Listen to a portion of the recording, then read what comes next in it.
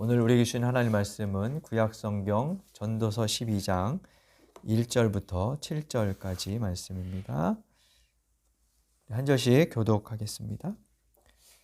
젊을 때에 너는 너의 창조주를 기억하여라.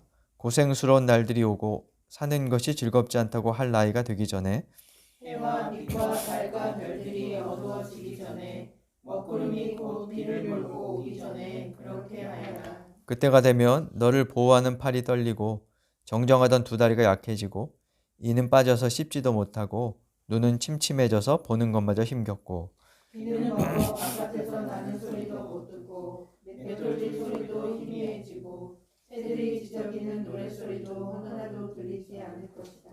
높은 곳에는 무서워서 올라가지도 못하고 넘어질세라 걷는 것마저도 무서워질 것이다. 검은 머리가 팥뿌리가 되고 원기가 떨어져서 보약을 먹어도 효력이 없을 것이다. 사람이 영원히 쉴 곳으로 가는 날 길거리에는 조객들이 오간다. 눈사슬이 끊어지고 금그릇이 부서지고 샘에서 물드는 물동이가 깨지고 우물에서 도르래가 부서지기 전에 내 창조주를 기억하여라. 7절 함께 읽겠습니다. 육체가 원래 왔던 흙으로 돌아가고 숨이 그것을 주신 하나님께로 돌아가기 전에 내 창조주를 기억하여라. 아멘. 오늘 어버이 주일이라 어버이 주일에 관한 말씀을 나눌까 하다가 지금 우리가 읽고 있는 전도서 그냥 마지막 부분을 정리하면서 함께 읽도록 본문을 정했습니다. 1절 오늘 설교 본문 1절은 젊을 때에 너는 너의 창조주를 기억하라 라는 말로 시작이 되지요. 그리고 1, 2절에는 어떤 날이 오기 전에 라는 시간을 서술하는 부사어구가 따라옵니다. 같은 표현이 6절과 7절에도 반복되지요. 무엇이 이루어지기 전에, 어떤 날이 있기 전에 창조주를 기억해라. 이렇게 6절과 7절도 같은 의미의 구절이 반복됩니다. 어떤 날이 오기 전에 기억하라는 걸까요? 1절과 2절에서 그날은 고생스러운 날들이 오기 전, 사는 것이 즐겁지 않다고 할 나이가 되기 전이라고 나오고요. 2절에 보면 해와 빛과 달과 별들이 어두워지기 전, 먹구름이 곧 비를 몰고 오기 전에 그렇게 해라 라고 말합니다. 이런 비유로 그날이 어떤 날인지를 설명하고 있지요. 이날은 어떤 날일까? 이제 1절 이하에서 2절부터 본격적으로 그날의 내용을, 그날이 어떤 날인지를 설명하고 있는데 이 해석은 크게 두 갈래로 나누어져 있어요. 하나는 역사의 종말에 대한 서술로 보는 견해가 있습니다. 구약의 예언자들은 2절처럼 해, 달, 별들이 어두워지고 하늘에 먹구름이 잔뜩 끼는 것처럼 빛을 잃고 세상이 흑암에 덮이는 것을 종말 심판의 상징으로 종종 사용을 했지요. 이사야 34장 4절을 보면 이런 말씀이 있습니다. 해와 달과 별들이 떨어져 가루가 되고 하늘은 마치 두루마리처럼 말릴 것이다. 포도나무의 잎이 말라 떨어지듯이 무화과나무의 잎이 말라 떨어지듯이 하늘에 있는 별들이 떨어질 것이다. 오늘 우리 12장 2절과 좀 비슷한 그런 표현들이죠. 이사야가 이런 식으로 하나님의 심판이 임할 종말의 모습을 이사야서에서 묘사하고 있고요. 또 여호와의 날에 대한 경고를 많이 했던 예언자 요엘도 요엘 3장 31절에서 이렇게 표현합니다. 해가 어두워지고 달이 핏빛같이 붉어지는 끔찍스럽고 크나큰 주의 날, 이런 표현을 해요. 종말의 모습을 그런 그림으로 묘사한 건데요. 해가 빛을 잃고 별이 떨어지고 달이 핏빛으로 변하는 현상은 오늘날 우리가 알고 있는 과학 지식으로 볼 때 일식, 월식, 레드문이나 유성이 떨어지는 것 같은 그런 현상들이죠. 고대인들은 설명 불가한 그런 자연현상을 보면서 극심한 두려움과 공포를 느꼈습니다. 매일 떠오르던 해가 어느 순간 갑자기 대낮에 어두워지거나 저 밤하늘에서 반짝이는 별이 휙 하고 떨어지거나 뭐 이런 순간들을 보면서 모종의 그 외경, 두려움 이런 것들을 느꼈겠죠. 그리고 그것을 역사의 마지막 하나님의 심판의 날과 일치시켰을 것입니다. 그래서 전도서 12장 말씀도 그와 같은 종말에 대한 서술이다라는 해석이 한 가지 있습니다. 근데 그보다 좀 더 보편적으로 해석하는 견해는 종말에 대한 서술이 아니라 노인들이 겪는 고통을 설명한 거다라고 하는 입장이죠. 현재 우리가 사용하고 있는 새번역 성경 3절 이하는 노인들의 신체적 어려움을 서술한 것으로 해석이 돼 있어요. 그러니까 그날을 노년의 때로 풀이한 거죠. 근데 우리가 이전에 읽던 개역 개정판 성경이라고 있죠. 그 개역 개정판 성경을 지금 새번역과 비교해 보면 많이 달라요.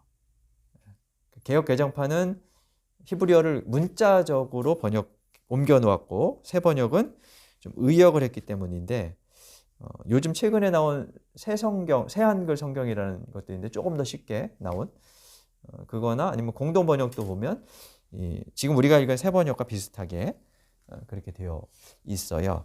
잠깐 우리 개역 개정판을 좀 비교해 보면 1절과 2절 한번 읽어 보시겠어요? 너는 청년의 때에 너의 창조주를 기억하라. 곧 공고한 날이 이르기 전에 나는 아분하기 없다고 할 때가 가깝기 전에 해와 빛과 달과 별들이 어둡기 전에 비 위에 구름이 일어나기 전에 그리하라. 1, 2절은 우리가 지금 읽은 새번역하고 좀 비슷하지요. 근데 3절과 5절부터 5절까지는 좀 많이 달라요. 한번 비교해서 읽어 보겠습니다. 제가 검정 글씨로 개역 개정판을 써놨는데요. 한번 개역 개정판 3절을 한번 읽어볼까요? 그런 날에는 집을 지키는 자들이 떨 것이며 힘 있는 자들이 구부러질 것이며 맷돌질하는 자들이 적음으로 그칠 것이며 창들로 내다보는 자가 어두워질 것이며. 이 말을만 딱 읽어보면 종말에 대한 묘사인 것으로도 볼 수 있어요. 집이 무너지고 힘 있는 자들이 다 사라지고 창들로 내다보는 자가 어두워지고 밖이 어두워진다 뭐 이런 개념일 거니까. 근데 새번역은 지금 이걸 어떻게 풀었냐 하면 집을 지키는 자들이 떨 것이다 하는 말은 너를 보호하는 팔이 떨린다. 팔의 힘이 사라졌다 이렇게 보는 거고, 힘 있는 자들이 구부러진다 하는 말은 뭐라고 나왔죠? 정정하던 두 다리가 약해진다 이렇게 풀었죠. 그리고 맷돌질은 무엇으로 지금 번역을 했냐면 이가 빠져서 제대로 씹지 못하는 현상을 그렇게 이제 풀었고요. 창들로 내다보는 자가 어두워질 것이다 하는 말은 눈이 침침해서 그냥 잘 안 보인다 뭐 이렇게 이제 풀어 놓았죠. 4절도 마찬가지로 이런 식으로 번역이 되어 있어요. 4절 역시 우리 개역 개정판 위에 부분 한번 읽어볼까요?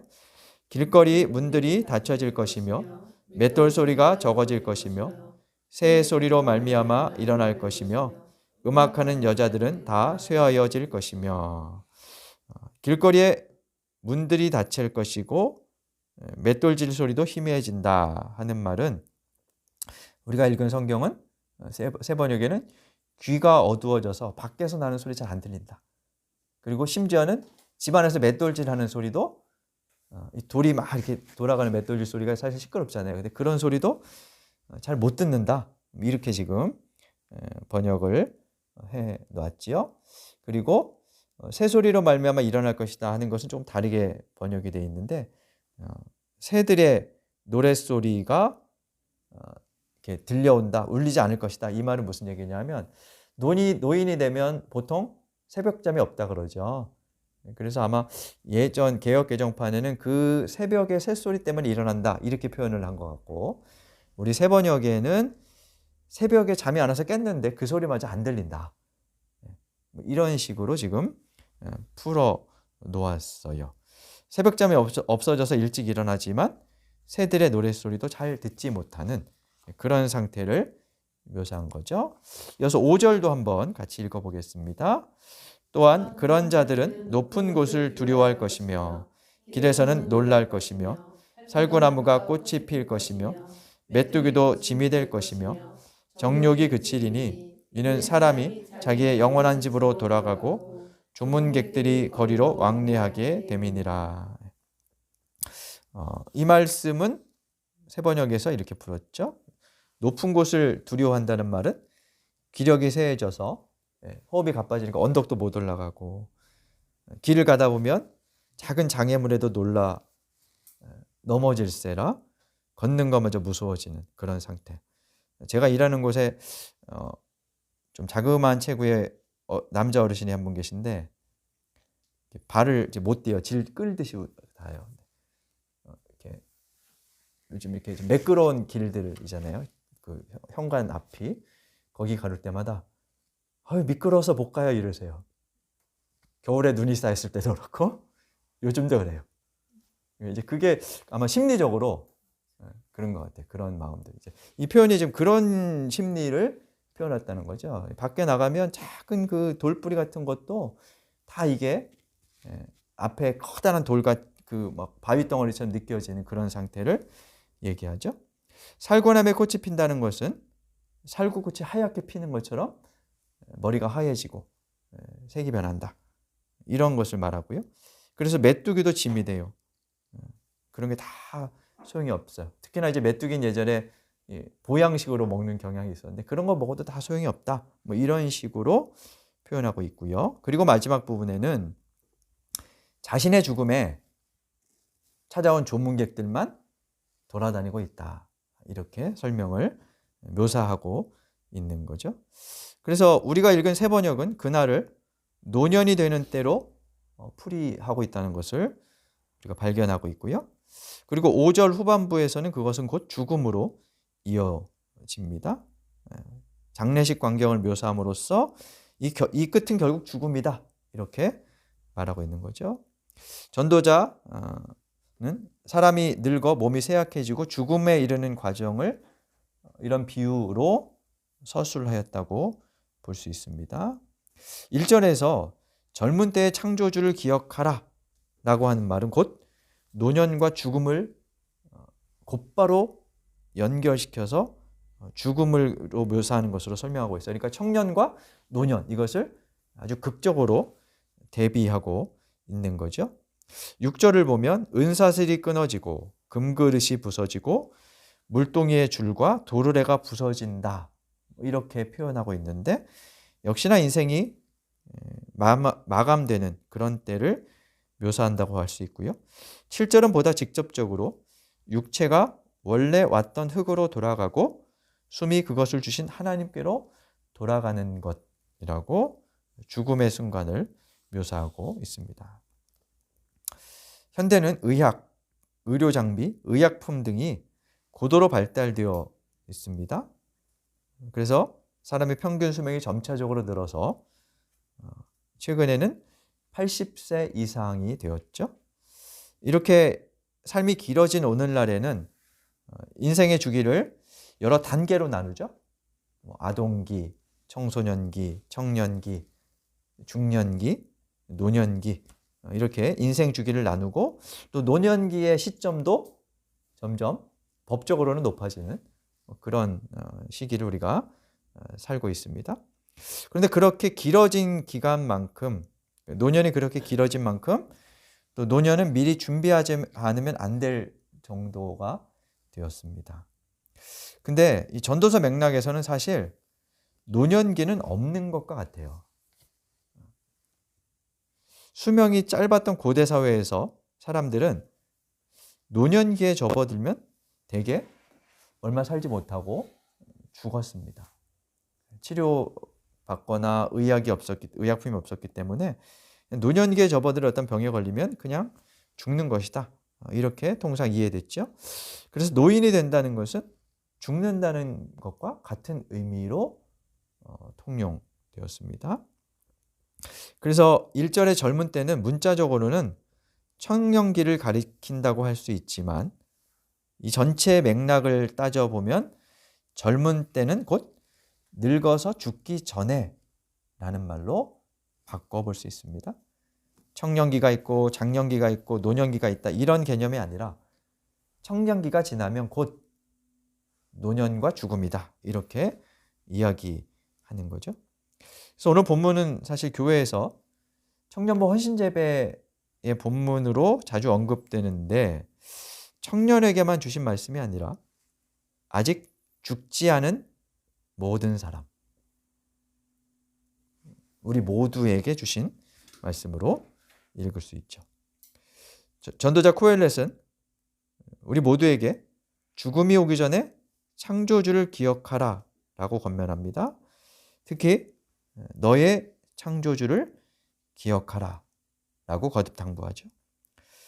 구약에서 하나님을 가리키는 히브리어는 엘로힘이라는 단어입니다. 여기서 엘, 하나님 뭐 이런 건데요. 그래서 뭐 엘리 뭐 이런 표현도 있고 성경에 보면 바알 할 때 그 알도 엘로힘의 엘과 어원이 같아요. 하나님 이런 뜻입니다. 이 엘로힘은 보편적이고 좀 객관적인 호칭이라고 할 수 있어요. 그러니까 우리가 애국가에서 뭐 하느님이 보아서 이런 표현을 쓰는데 좀 그런 맥락에서 엘로힘은 하나님은 그냥 보편적인 개념으로 통칭할 수 있습니다. 근데 전도서는 1장부터 11장까지 읽다 보면 엘로힘이라는 단어만 썼어요. 그러니까 하나님을 우주 전체를 만드시고 주관하시는 그런 분이라고 지금 불렀어요, 그동안. 근데 12장 1절에서는 그분을 창조주라고 불러요. 원래 이스라엘 사람들은 하나님을 뭐라고 불렀을까요? 하나님께서 당신의 이름을 알려주신 적이 있죠. 네, 야훼, 여호와. 이게 하나님의 고유 이름이에요. 네, 야훼. 여호와라는 명칭인데 전도서에는 그 여호와라는 이름은 한 번도 나오질 않아요. 네. 그냥 하나님이라고만 나와요. 근데 이제 마지막 시점에서 그분을 이 전도자는 창조주라고 불러요. 그것도 너의 창조주 이렇게 불러요. 너의 창조주라는 말은 관계성에 대한 호칭이라고 볼 수 있죠. 그냥 우주에 계신 하나님, 엘로힘이 아니라 그 우주적 힘과 주권을 가진 하나님을 내 일상으로, 내 개인의 사적인 관계로 모셔오는 그런 호칭이에요. 그래서 먼 거리에서 우주를 관리하시는 초월자 하나님이 아니라 나와 당신이라는 친밀한 관계로 그분을 초청하는, 그리고 그분을 초청하라 라고 말한다고 볼 수 있죠. 전도자는 지금까지 인생, 삶을 헤벨이라는 단어로 표현했습니다. 헤벨은 누차 말씀드린 것처럼 안개, 잠깐, 숨 이런 뜻입니다. 그래서 더덥게 느껴지는 일상처럼 보이지만 전도자는 그 일상을 감사하고 즐거워하며 살라고 여러 차례 권면했습니다. 근데 마지막 시점에서 창조주를 기억하라 라고 말합니다. 기억한다는 것은 과거의 어떤 사건을 떠올리라는 뜻이 아니라 그분을 일상으로 초대한다는 의미입니다.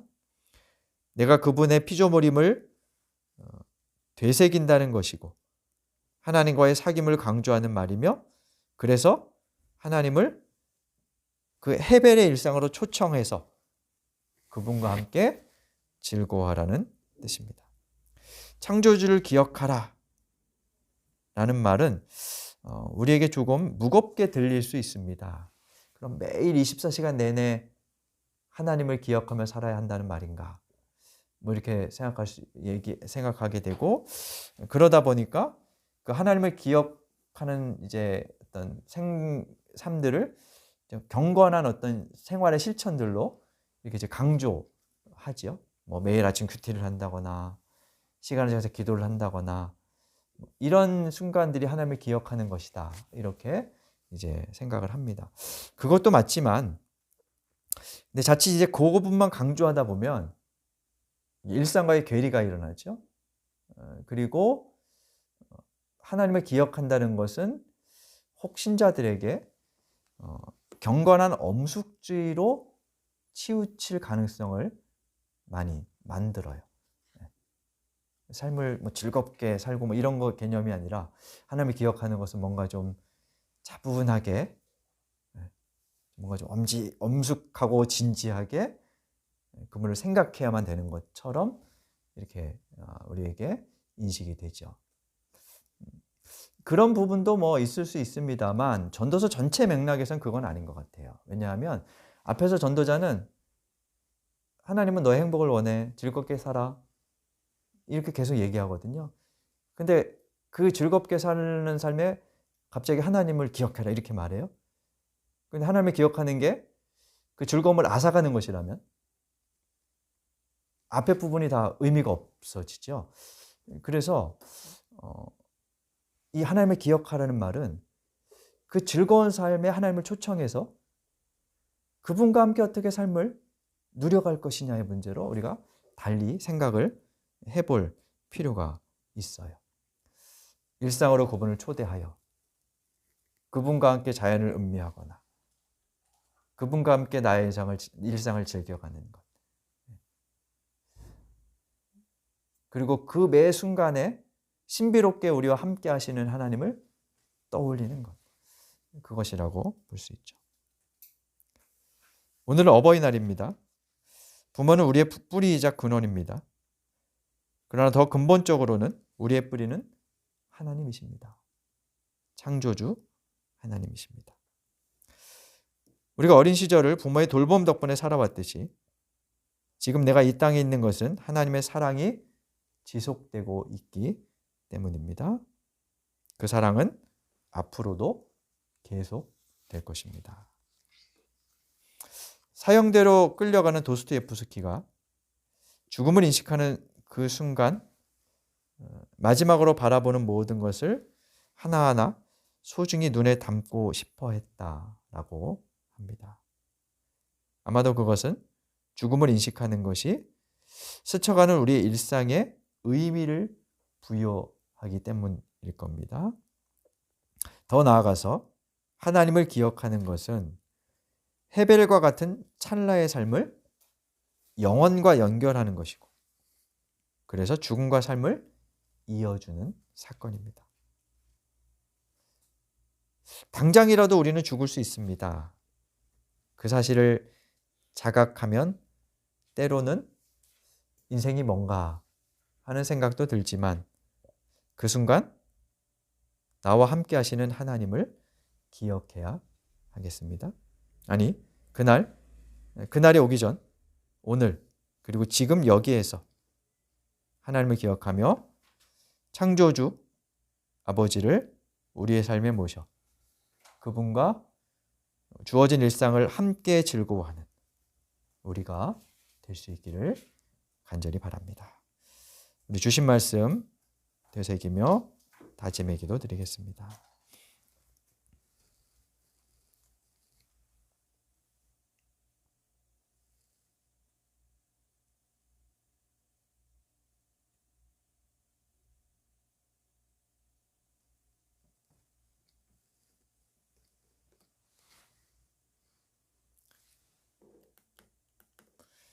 하나님, 저희 삶의 끝에 죽음이 있음을 기억하며